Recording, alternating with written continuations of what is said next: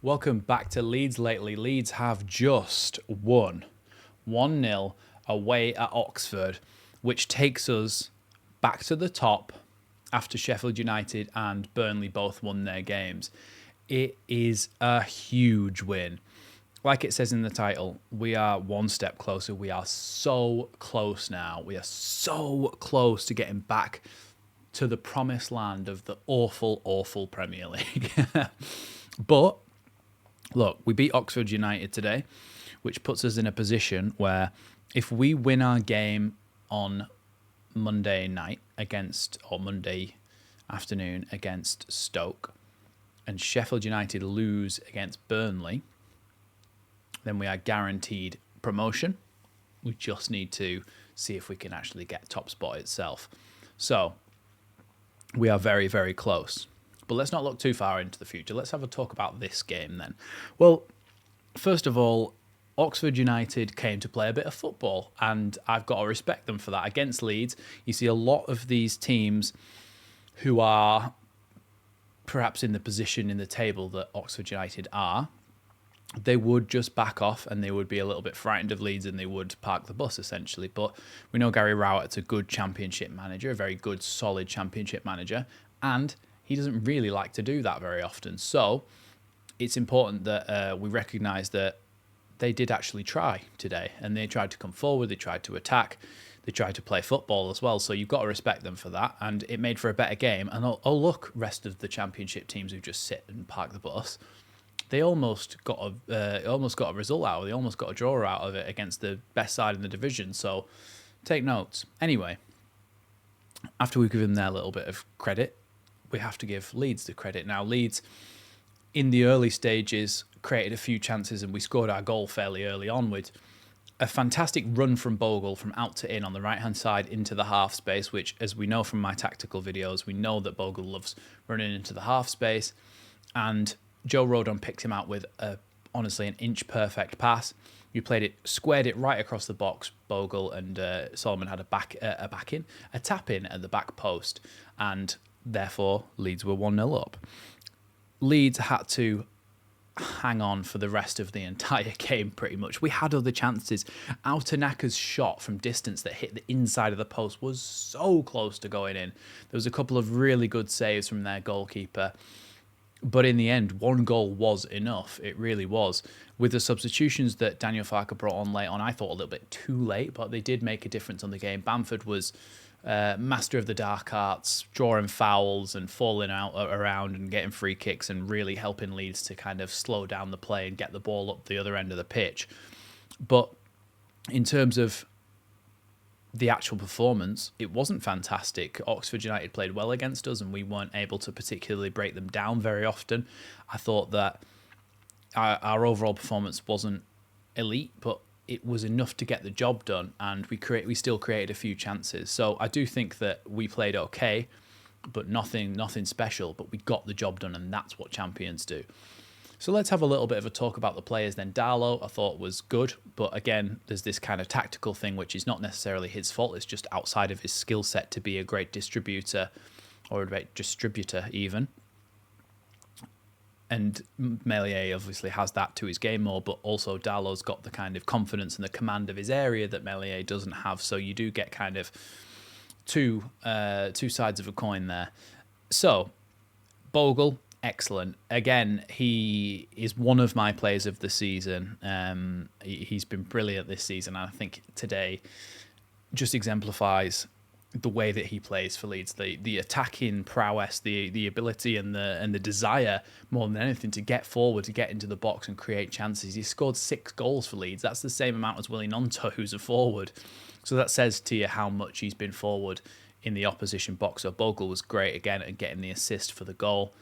Joe Rodon was picked out by Sky as the man of the match. I've got to say, I agree with him definitely being one of the top performers in this game because he was everywhere defensively. I was saying in the game that a lot of the time when a long ball gets played forward from a long ball team, which they're not necessarily in this game, but they did play some long balls, Joe Rodon actually charges past some of the midfielders to come out and get his big head on it and head it away, with the midfielders kind of dropping in behind him to plug that gap in case he misses it. But the command that he has over that back line and his ability to go and win the ball. Some of his tackles, some of his positional play, some of his recovery runs were excellent. So Joe Rodon, again, was brilliant.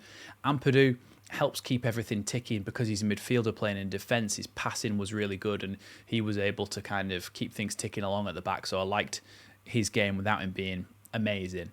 Firpo, again, decent. Got himself caught out in a few little positions, but again, we are kind of sacrificing that to have him as a forward threat. And I thought he was very good in the game. Actually, I take that back. I don't think he was very good. I think he was okay. And then in the midfield, Tanaka and Gruev. Tanaka, again, kind of making a few little mistakes, creeping in that we didn't see earlier in the season, losing the ball in kind of a similar area to the one where he lost it against, I can't remember who it was, someone in a recent game where they went and scored from it. But yeah, there's Tanaka, there's Gruev, who was, again, decent, a little bit clumsy at times on the ball, I thought.